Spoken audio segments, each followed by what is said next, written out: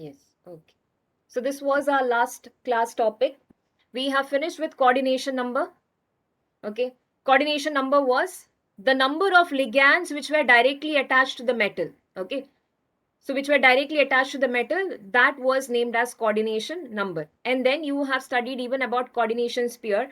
So when you see a coordination compound, okay, like in this case, when you see the coordination compound, okay, this example if I take, whichever is written inside the bracket, okay, which consists of the metal and the ligand. You can see a metal and the ligand attached to each other, and then that's enclosed in a square bracket. This particular part is called as coordination sphere. And the ion which is present outside, that was named as counter ion. Okay, so that was about coordination sphere. Then last topic which we discussed was coordination polyhedron. So coordination polyhedron is, now this example I'll take, okay, the same thing which I've written here. In this case, if you're talking about coordination polyhedron, you can see the ligand which is attached to the metal. So this ligand will have a particular geometrical arrangement around this metal, okay. So that will lead to a kind of a shape that is called as coordination polyhedron. Okay, so different shapes you'll be able to get. I have discussed few, here. If there are 4 ligands present, then these are the 2 shapes they can occupy. One is tetrahedral and the other one is square planar. Okay, and then if there are 5, you can see trigonal bipyramidal, and then if there are 6, then it is octahedral. Okay, now there is one more also which I want you all to write down. Okay, if there is 5, another case also is there. Okay, if you are having 5, then you see it's here down. I will write. Okay, I don't have a place there, so I will write it here. So metal in the center. Okay, one more way to arrange is you can have 4 ligands on the plane. Okay, 4 ligands I'm taking on the plane this way, and then one more ligand which is remaining, that I will put it up. Okay, in this fashion. So now if you join this, okay, I'll take another color to show you properly. So if I join this, these 4 are on the plane, okay. So if I join, I will get a square, correct? This way. I'll get a square in this fashion. Okay, these are on the plane. Okay, imagine 4 ligands on the plane. Now this one, okay, the above one which is there, from there you join the points to the vertex, okay, in this fashion. Then you will get a pyramid, correct. So your base is a square and then you are getting a pyramid. So it is called as square pyramidal. Okay, this is called as square pyramidal. Okay, so this one more geometry, you can make a note of that for 5.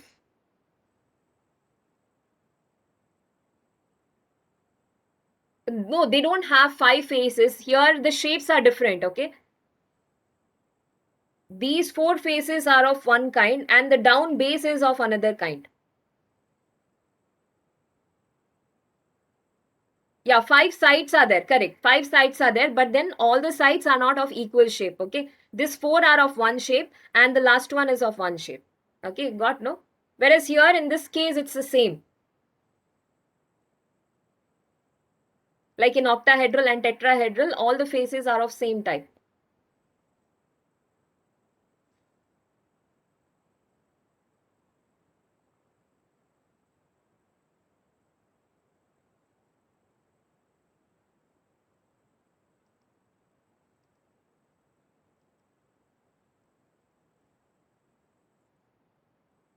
Yeah, we'll go for the next topic now. Next, again, an important topic, oxidation number. Oxidation number of the central metal atom which is present, no, for that. Now see how they define this oxidation number. It's basically the charge, okay. The charge which is carried by the metal, that is the oxidation number. Okay, so oxidation number of the central metal atom in a complex is defined as the charge it would carry if all the ligands are removed along with the electron pairs that are shared with the central atom. Okay, a big definition they have given, but then the meaning is very simple. Okay, oxidation number, okay, basically it's the charge they are carrying, that itself is called as oxidation number. Okay, now how can you calculate that oxidation number for a central metal atom when they are bound with the ligand? See, I'll give you one simple, like in your day-to-day life, imagine if 2 people are investing. Okay, now imagine if A is there and then B is there. If 2 people are investing and if you know the total amount they have invested, Okay, I'll repeat once again. There are two people, okay, who are investing, okay, into some stock market or something. You imagine in that way. Okay, this person is investing or into some business. So A is investing and B is investing, and then whatever amount is there, that total amount will be here. Okay, that will be the total amount of both of them investing. Now, if you know the investment done by one person, then you can calculate the other one, correct? No? If you know the total investment and if you know the investment done by one person, okay, let me say that if B investment, you know, you can calculate the investment of other. How will you calculate? Total minus the investment of the other person, correct? This is how you'll do. No, A is equal to total amount minus B. Agree? That's how you calculate. Okay. So even oxidation number is calculated in that fashion only. If you remember, for redox reaction, we have calculated. Do you remember few compounds we have calculated? Yes, correct. In the redox chapter, we have calculated that. Like in this case, now see K2Cr2O7. So you know the whole compound which is there. Okay, since it is a neutral compound, so the total charge carried by them we take is equal to 0. And you are supposed to know the oxidation state of the other metals if there are 3 elements present. So then potassium and oxygen you are supposed to remember, and then you will be able to calculate the oxidation state of chromium. How were we calculating? 2 into potassium oxidation state is 1, correct? No? So 2 into 1 plus chromium we don't know, so 2 into chromium we were writing, plus then oxygen is minus 2, so 7 into minus 2, whole charge on them is 0. Okay, so you keep the chromium on this side, whichever is known to you, you take to the other side. Okay, so 2 chromium here, then this will be minus 14, no, minus 14 plus 2, minus 12 will go that side, plus 12, no. So 2 chromium you are getting 12. So for 1 chromium it will be how much? 6. That's how you were calculating. A similar fashion you have to calculate here also. Okay, but see the definition. I am trying to explain you the definition.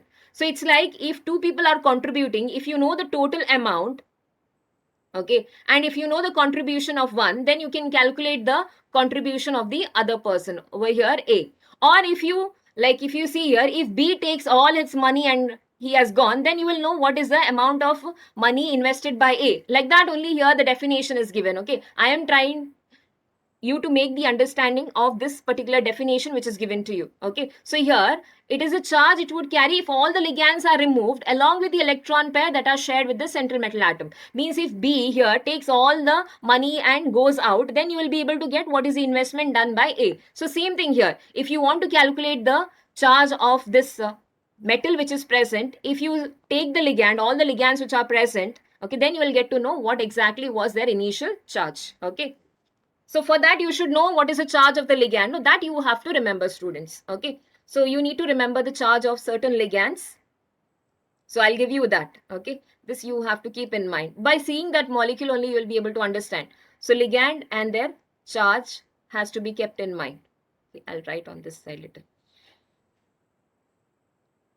Yeah. So now if you are having all the halogens as the ligand, like all these, okay, F minus, Cl minus, Br minus, then I minus. All of these you can see here, they are carrying 1 minus charge. Minus it is, minus 1. Okay, so all of their charges will be 1. So I can write here minus 1. Even cyanide, okay, that also I will include here. Cyanide, Cn minus, then isocyanide, SCN minus, even hydroxide, OH minus. Okay, then NO2 minus. All these will carry 1 charge, you can see, no, minus 1 charge. Then minus 1 is the charge on them. Okay, all these ligands are carrying 1 minus charge. Then next, if you find here sulfate, SO4, 2 minus. Then carbonate, CO3, 2 minus. Then oxalate ion, C2O4. C2O4, 2 minus it is. Okay, so all of these will carry 2 minus charge. Okay, all of these which are there will be carrying minus 2 charge. Okay, so this will be minus 2. Even oxide, O2 minus, no, oxide ion. So this will be minus 2. Getting, by seeing the above ion's charge which is written, that itself will be the charge of the ligand. Okay, so minus 2. Then there are certain ligands which don't carry any charge, no. Neutral molecules are also there, like water, H2O. Then we are having ammonia, and even this, okay, ethane 1,2 diamine. It's a neutral molecule. Still they are donating because of the lone pair. which is present, but the molecule doesn't carry any charge. Okay, so in this case, the charge of the ligand will be 0. Okay, so using the charge of the ligand, you will be able to easily calculate the charge of the metal. Okay, so you have to just do sum of the charges of the metal and the ligand and take is equal to the total charge which is present on them. Okay, that I will tell you now how to calculate. When I take the complex, you will be able to understand. Did you follow this much? How to calculate the oxidation number? This part, this definition at least is clear. Calculation part I will do later.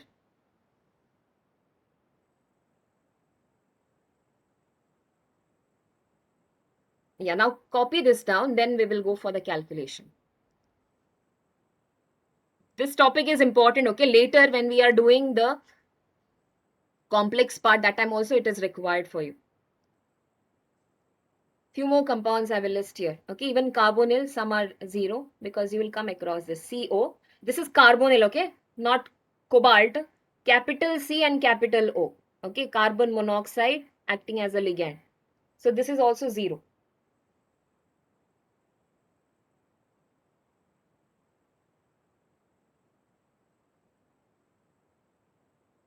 And if you see even this CH3NH2, it's methanamine, CH3NH2 methanamine molecule. So again, charge will be 0.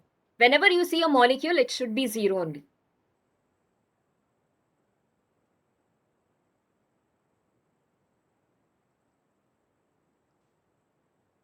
Yeah, now see how to do the calculation of oxidation number. It is similar. What you have learned in redox, it's the same way. So I'll take first compound. This itself, let me take K4 FeCN6. Okay. So this is the whole complex which is given to you. You are supposed to calculate the oxidation state of the central metal atom here. That is Fe. Okay, I'm underlining. In case if they don't underline and give you, you should be knowing which is the central atom. You know where the central atom will be there. Central atom will be present inside the square bracket. Okay, not the outside one. Inside one, that has to be the oxidation state of that metal, not the outside. Don't calculate for the outside one. Okay, that is not making any coordinate bond here. That's only held by electrostatic force of attraction. Okay, so now potassium oxidation state, you know, no students. Group 1 and group 2 elements oxidation state, you are very well aware, correct, no? Group 1 is alkali metal. Group 1's oxidation state is +1. And group 2 elements oxidation state, that is +2. This you should remember, okay? For group 1, you have studied in S block elements. +1 for group 1 and +2 for group 2 elements. Okay, so here potassium is group 1 element, so +1. How many potassiums are there? 4 are there. So that means I should write 4 into 1. Okay, iron oxidation state we don't know, so we are writing that as Fe. Plus cyanide oxidation state, just now I have told you cyanide is -1. How many cyanides are there? 6 are there. So you will write 6 into -1.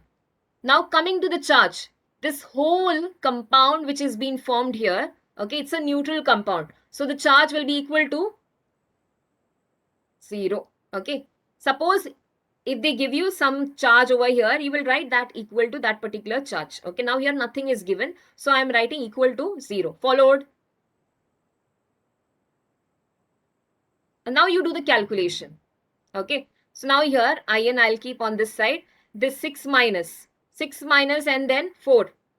-2, no? Take to the other side. So that will become +2. So that means iron is in +2 oxidation state when they combined with this particular complex. Okay, that ligand, particular ligand. So Fe is in +2 oxidation state. Okay, so this is the first one, how to calculate. Now second one I will give you, NiCO4. Okay, this is carbonyl ligand. This one. So now here you are supposed to calculate for nickel. Okay, nickel is the central metal atom to which we are supposed to calculate the oxidation state. Okay, so now here nickel we don't know, so I will keep that as Ni plus carbonyl. 4 carbonyl I am having. So 4 into carbonyl oxidation state is what? Charge. Charge on them was 0. So I can write here 0. 4 into 0. Whole charge of this complex, nothing is given. No, that means it is equal to 0 itself. So now your 4 into 0 is 0. That means nickel oxidation state is 0. Okay, so here nickel bracket you can write 0. So they are in 0 oxidation state when they had combined with this. Okay.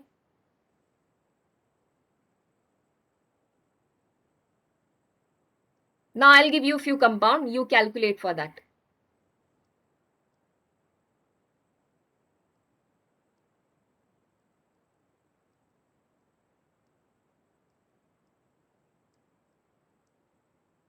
Calculate for this compound. In this compound, calculate the oxidation state of cobalt. Okay. Write down, yeah, first two you write down, then go for the third one.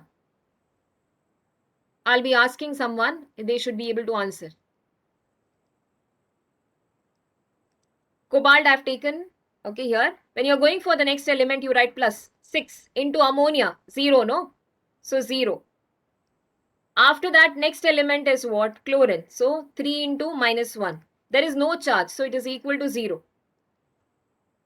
So now here, this part will become 0. This minus 3 will go that side. So cobalt was in plus 3 oxidation state. Correct. Whoever has given 3 as the answer, that's the correct answer. Okay, cobalt is in 3 oxidation state. This should be very clear. If you have gone wrong anywhere, just correct that mistake.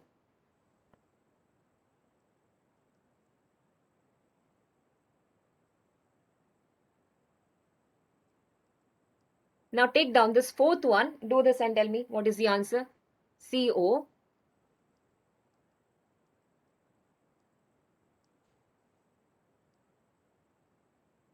C2O4 thrice and then 3 minus.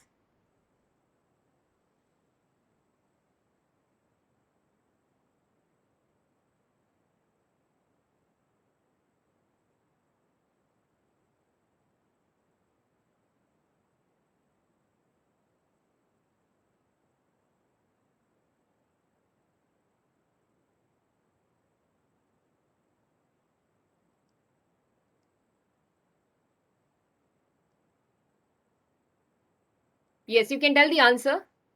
Yeah, very good. Correct. That's the answer. Yes, everyone. Yeah. Correct. Correct. Very good.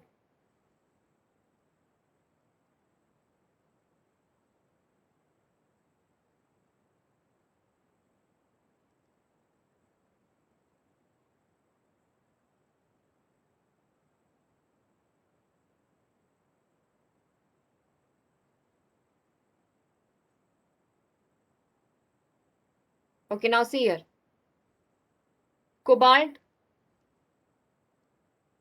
we don't know. Okay, this is the metal which we are supposed to calculate. Now here oxalate. This is oxalate ion, no? And you know oxalate ion, one oxalate ion charge is minus 2. Yeah, minus 2 and like that we are having 3. So I can write here plus minus 2 into 3, no? It is. Whole charge is given, no? What is the charge on the whole complex? It's minus 3. So it's equal to minus 3. Okay, the charge on the complex. So this will be cobalt. This minus 6 will go towards the other side. So minus 3 plus 6, no? So cobalt will be in plus 3 oxidation state. So plus 3 is the correct answer. The one who has got plus 3, that's the correct answer.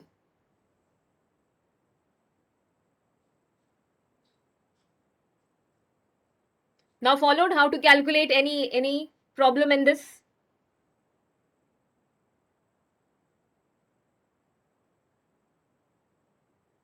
So basically what is a charge carried by the central metal atom? That is the oxidation number. Okay. And how are we calculating that? When you remove all the ligands, okay, like I said, no, in this A and B case, if two people have invested and you know the total amount, okay, this whatever total amount it is, okay, if B takes everything and goes out, then whatever is left out is a contribution of A. Like that only here. If you remove a whole ligand, okay, remove the ligand along with their electron pairs, whatever is left out is a charge of that particular metal, okay. So that's the oxidation state. Yeah, now we'll go for next one. I believe it's clear.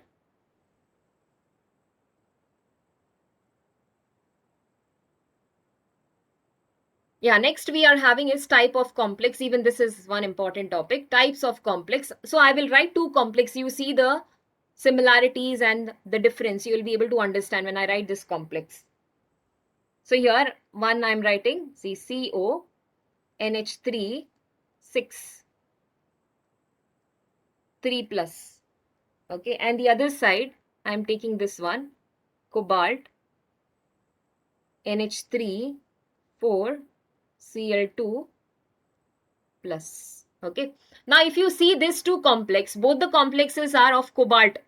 Okay, cobalt itself is a central metal atom. Now in the first case, you see the first compound which I have written here. You can see here this cobalt is attached to ammonia ligand. Okay, NH3 is a ligand, but all the ligands which are attached over here is ammonia itself. Okay, so same kind of ligands are attached to the cobalt, and 6 are there. So the 6 means, you know, the geometry will be octahedral. Okay, so this is how the geometry will be. Cobalt will be in the center, and you will find these ammonia ligands attached to the cobalt in this fashion, in this way. Okay, NH3, here NH3, and here NH3 in this fashion. Okay, so you can see same kind of ligand is surrounding the central metal atom. Now come to the second case which I have written. So now here, what is the difference you are finding compared to the first one? You are able to see that here two ammonia ligands are replaced by the chloride ligands. So now you are not having the same kind of ligand surrounding the central metal atom. There are different kinds of ligand which is surrounding the central metal atom. Then, okay, then the geometry, this will be a little different. Okay, you will have ammonia also. Okay, here NH3 and NH3 also will be there, and along with that you will find two chloride ions are also present. Okay, so different kinds of ligands are present. Then these are called as heteroleptic complexes. Okay, and if the metal atom is surrounded by same kind of ligand, that is called as homoleptic complexes. Okay, clear? What is homoleptic and heteroleptic? Homoleptic means where these the metal is attached to the same kind of ligands. Okay, same kind of donor atoms are there. In heteroleptic, the metals are surrounded by different kind of donor groups. Okay, then that will come under heteroleptic. So you can remember easily this example. Okay, the charge goes out because, you know, ammonia charge is 0. When you are adding 2 chloride ion, 2 minus 1, 2 minus will come, no? So that 2 minus with plus 3 will give you plus 1. Okay, so like that, remember this charge to change also. Because of Cl group over here, presence of the Cl group, the charge on the whole complex changes to plus 1 from plus 3. Okay. So you can directly write types of complexes. Homoleptic, give the heading here. Homoleptic complex, and the other side heteroleptic complex.